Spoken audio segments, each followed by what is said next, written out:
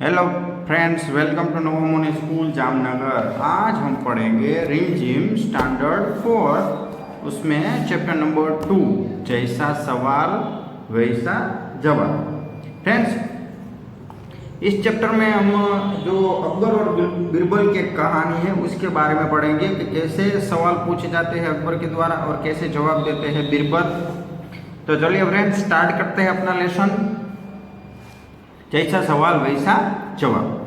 बादशाह अकबर अपने मंत्री बीरबल को बहुत पसंद करता था। यानी बादशाह अकबर थे, उनके जो राज्य था, उनका जो दरबार था, उनमें 9 रत्न थे। उनमें से एक रत्न था बीरबल। यानी बीरबल है वो बहुत बुद्धिमान व्यक्ति था, उसे बीरबल है वो पसंद करते थे राजा। उन्हें अकबर है बीरबल को पसंद करते थे। बीरबल की बुद्धि के आगे बड़े बड़ों की भी कुछ नहीं चल पाती थी। यानी उनकी बुद्धि, वो ऐसे बुद्धिमान थे, वैसे चतुर थे, होशियार थे कि बड़े बड़े जो लोग थे उनको भी उनके सामने सिर झुकाना पड़ता था। इसी कारण कुछ दरबारी बीरबल से जलते थे। इसके कारण क्या होते थे, दरबार में जो दूसरे उनके मंत्री होते थे, दरबारी होते थे, वो उनसे जलते थे, यानी कि उनकी बुराई करते थे। वे बीरबल को मुसीबत में फंसाने के तरीके सोचते रहते थे। वो क्या करते थे कि किसी भी तरह से बीरबल है मुसीबत में आ जाए और राजा है उनका वो पसंद करना छोड़ दे, ऐसा वो करता था। दूसरे जो दरबारी थे, जो मंत्री थे, वो सब। अकबर एक खास दरबारी ख्वाजा सर को अपनी बुद्धि, विद्या और बुद्धि का बहुत अभिमान था। अकबर का एक खास दरबारी था, उसका नाम था ख्वाजा सरा। ख्वाजा सराफ को क्या था, अपनी बुद्धि और विद्या का अभिमान था। यानी वो घमंड था उसको अपनी बुद्धि का। बीरबल को तो वे अपने सामने नीरा बालक और मूर्ख समझते थे। वो बीरबल को कैसा समझते थे, एक बालक समझते थे और मूर्ख समझते थे, उसको कोई पता ही नहीं चल रहा है, ऐसा वो कहते थे। लेकिन अपने ही मानने से तो कुछ होता नहीं। लेकिन हम अपनी प्रशंसा करें वो तो ऐसा ही नहीं, बाहर वाले हमारी प्रशंसा करें तो हम मानेंगे। दरबार में बीरबल की ही तूती बोलती और ख्वाजा साहब की बात ऐसी लगती थी जैसे नक्कर खाने में तूती की आवाज़। लेकिन दरबार में तो सब क्या बोलते थे, किसकी आवाज़ होती थी, किसका जय जयकार होता था। तूती बोलना, जय जयकार होना, प्रशंसा करना, तो सिर्फ बीरबल की प्रशंसा होती थी। ख्वाजा साहब की तो आवाज़ नक्कर खाने की आवाज़ जैसी थी। ख्वाजा साहब की चलती तो वे बीरबल को हिंदुस्तान से निकलवा देते, लेकिन निकलवाते कैसे। यानी कि ख्वाजा साहब है, उनको बीरबल जरा भी पसंद नहीं था। अगर उनको वो राजा होते तो उनको हिंदुस्तान के बाहर निकाल देते, लेकिन कैसे निकालते, वो तो कुछ राजा तो है नहीं, लेकिन वो उनसे उनकी बुराइयाँ करते थे, उनको वो पसंद नहीं थे, उनकी ईर्ष्या करते थे। एक दिन ख्वाजा ने बीरबल को मूर्ख साबित करने के लिए बहुत सोच विचार कर कुछ मुश्किल प्रश्न सोच लिए। अभी एक दिन क्या हुआ कि ख्वाजा ने ऐसा कहा कि इस बार तो मैं बीरबल को मूर्ख ही बना दूंगा। इसलिए उन्होंने क्या किया, बहुत सोच विचार करके एक प्रश्न सोच लिया। उन्हें विश्वास था कि बादशाह उन प्रश्न को सुनकर बीरबल के छक्के छूट जाएंगे और वह लाख कोशिश करके भी संतोषजनक उत्तर नहीं दे पाएंगे। यानी कि उसने ऐसा कहा कि अगर ये जो प्रश्न मैं पूछूंगा तो बीरबल के छक्के छूट जाएंगे। यानी बीरबल आश्चर्यचकित हो जाएगा, उसे पता नहीं चलेगा कि वो क्या करेगा। फिर बीरबल, ख्वाजा सरा के आगे बीरबल कुछ नहीं है, यानी कि वो मेरे पास कुछ नहीं, वो तो सिर्फ एक मूर्ख बालक ही, वैसे ही वो सोचते थे। ख्वाजा साहब अचकन पगड़ी पहनकर दाढ़ी सहलाते हुए अकबर के पास पहुंचे और सिर झुकाकर बोले, बीरबल बड़ा बुद्धिमान बनता है, आप भी उसकी लंबी चौड़ी बातों के धोखे में आ जाते हैं। ख्वाजा साहब देखो, यहाँ पे ख्वाजा साहब है, वो क्या कहाँ जा रहे हैं, वो अकबर के पास गए, दाढ़ी खुजाते खुजाते अकबर के पास गए और झुककर बोले कि बीरबल बहुत बड़ा बुद्धिमान है, वैसा आप कहते हैं, और वो अपनी बातों में आपको बना लेता है। मैं चाहता हूं कि आप मेरे 3 सवालों के जवाब पूछकर उसके दिमाग की गहराई नाप लें। लेकिन मैं ऐसा चाह रहा हूं कि आप अगर उसे एक प्रश्न पूछिए, मेरे पास 3 प्रश्न हैं, तो हमें पता चल जाएगा कि उसके पास बुद्धि है या नहीं है। उस नकली अक्ल बहादुर की कलई खुल जाएगी। यानी कि वो जो नकली है उसकी बुद्धि है, नकली अगर बुद्धि होगी उसके पास, वो चतुर नहीं होगा, तो वो हमें खुद ब खुद पता चल जाएगा। ख्वाजा के अनुरोध करने पर अकबर ने बीरबल को बुलाया और उसने कहा, बीरबल, परम ज्ञानी ख्वाजा साहब तुमसे 3 प्रश्न पूछना चाहते हैं, क्या तुम उनके उत्तर दे सकोगे? तो ख्वाजा ने बहुत ऐसे अनुरोध किया कि महाराज आप उसे पूछिए। तो अकबर ने बीरबल को बुलाया और कहा कि देखिए बीरबल, ये जो ख्वाजा साहब है, परम ज्ञानी है, आपको 3 सवाल पूछना चाहेंगे, क्या आप उनके उत्तर दे पाओगे? बीरबल बोले, जहाँपना जरूर दूंगा, खुशी से पूछे। तो उन्होंने, बीरबल ने आंसर किया कि जहाँपना मैं दूंगा, आप खुशी खुशी प्रश्न पूछिए। ख्वाजा साहब ने अपने 3 सवाल लिखकर बादशाह को दे दिए। तो ख्वाजा साहब ने क्या किया, अपने जो 3 सवाल वो बीरबल को पूछना चाहते थे ना, तो उन्होंने लिख कर दे दिए। अकबर ने बीरबल से ख्वाजा का पहला प्रश्न पूछा, संसार का केंद्र कहाँ है? यानी अकबर का पहला प्रश्न था बीरबल को, यानी कि ख्वाजा साहब ने जो प्रश्न लिखा था वो, कि संसार का केंद्र क्या है? ये पूरा वर्ल्ड है, पूरी धरती है, उसका सेंटर कौन सा है? केंद्र यानी सेंटर। बीरबल ने तुरंत जमीन पर अपनी छड़ी काट कर उत्तर दिया, यही स्थान चारों ओर से दुनिया के बीचों बीच पड़ता है। तो बीरबल ने क्या किया, ये अपनी छड़ी थी ऐसे और ऐसे नीचे यहाँ पे राउंड किया कि देखो ये राउंड है ना, वो ही दुनिया के बीचों बीच का सेंटर है। यदि ख्वाजा साहब को विश्वास ना हो तो फीते से सारी दुनिया को नाप कर दिखा दे कि मेरी बात गलत है।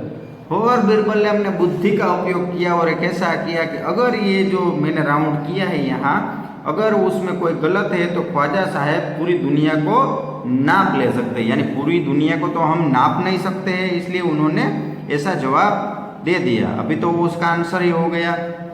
अकबर ने दूसरा प्रश्न किया, आकाश में कितने तारे हैं? तो देखो अकबर ने दूसरा क्वेश्चन किया कि आकाश में कितने तारे हैं, how many stars in the sky, यानी स्टार कितने हैं?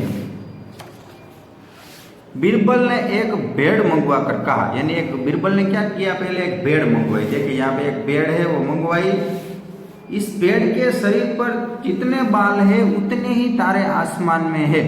और उसने ऐसा कहा कि इस बेड पर जितने बाल है उतने ही आसमान में तारे हैं। ख्वाजा साहब को इसमें संदेह हो तो वे बालों को गिनकर तारों की संख्या से तुलना कर ले। और ख्वाजा साहब को अगर उनको विश्वास नहीं है मेरे ऊपर, तो ये बेड है, उनके बाल गिन ले। तो उनके बाल तो हम गिन नहीं सकते, इसलिए क्या है, आकाश में तारे भी अनगिनत है।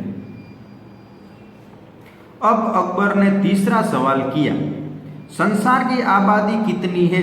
यानी संसार की आबादी कितनी है, संसार में कितने लोग रहते हैं? तो बीरबल ने कहा, जहाँपना संसार की आबादी पल पल घटती बढ़ती रहती है, क्योंकि हर पल लोग को मरना जीना लगा ही रहता है।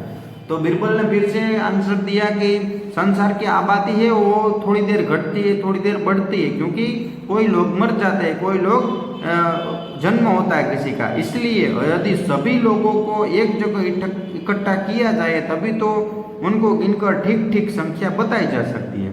अगर ये सभी लोग हैं जो अभी यहाँ पे पूरे संसार में रह रहे हैं, वो एक जगह पर इकट्ठे हो जाए तो उनको हम बता सकेंगे कि कौन सी संख्या है, कितनी है। बादशाह तो बीरबल के उत्तरों से संतुष्ट हो गया, लेकिन ख्वाजा साहब नाह मोह सिडोक कर बोले, ऐसे गोलमाल जवाबों से काम नहीं चलेगा जनाब।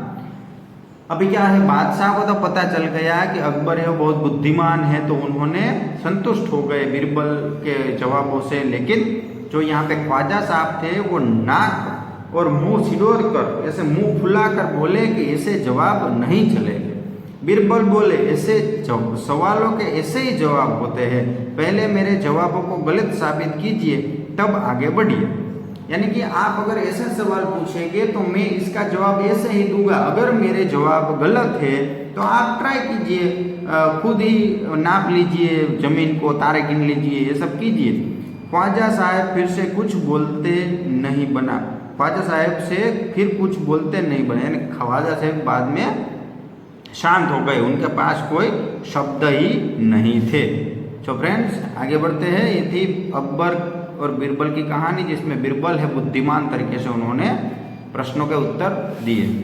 चलिए, तुम्हारी बात, ख्वाजा सरा के 3 सवालों का क्या कोई और जवाब हो सकता है?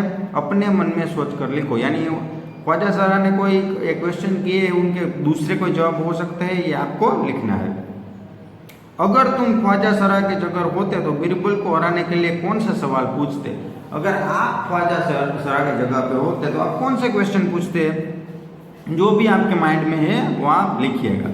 ख्वाजा सरा का बस चलता तो वह बीरबल को हिंदुस्तान से निकलवा देते। अगर बस चले तो तुम कौन कौन सी इच्छाएं पूरी करना चाहोगे? अगर आप इंडिया के किंग यानी राजा बन जाते तो आप क्या क्या करोगे, वो आपको लिखना है। अभी बस, नीचे लिखे वाक्य पढ़ो। मैं बस में बैठकर स्कूल जाती हूँ। ख्वाजा सरा का बस चलता तो वे बीरबल को निकाल देते। बस अब रुक जाओ, बस 2 दिन की बात है, मैं आ जाऊंगी। ऊपर लिखे वाक्यों में बस शब्द का अर्थ अलग अलग है। अब इसी तरह चल शब्द से वाक्य बनाइए। चल, चल चल, चला, चले, चलना, चलती और चलो। यानी कि अब चलते हैं, देखिए हम एक अब चले एक वाक्य हो गया। उसके बाद ऐसे संकेत से हम वाक्य बना सकते हैं, लेकिन जो उनका मीनिंग होता है, उनका अर्थ होता है, वो कैसा होता है? डिफरेंट होता है, अलग अलग होता है। अभी बढ़े कहानी। एक दिन अकबर ने बीरबल से पूछा, बीरबल दुनिया में सबसे अधिक शक्तिशाली कौन है? बीरबल ने क्या कहा होगा? कहानी आगे बढ़ाओ। सब बीरबल ने ऐसा कहा होगा कि महाराज जो सबसे शक्तिशाली कौन है दुनिया में, तो जो दूसरों की सेवा करता है, दूसरों को खाने पीने के लिए देता है, वही इस दुनिया में सबसे शक्तिशाली है, ऐसा कहा होगा। या फिर आप दूसरा भी आंसर को लिख सकते हो। उसके बाद खोजो कहानियाँ। बीरबल की चतुराई के किस्से बहुत मशहूर है। तुम भी बीरबल का एक ऐसा ही किस्सा ढूंढो जिससे वह अपने जवाबों से सबका मुंह बंद कर देता है।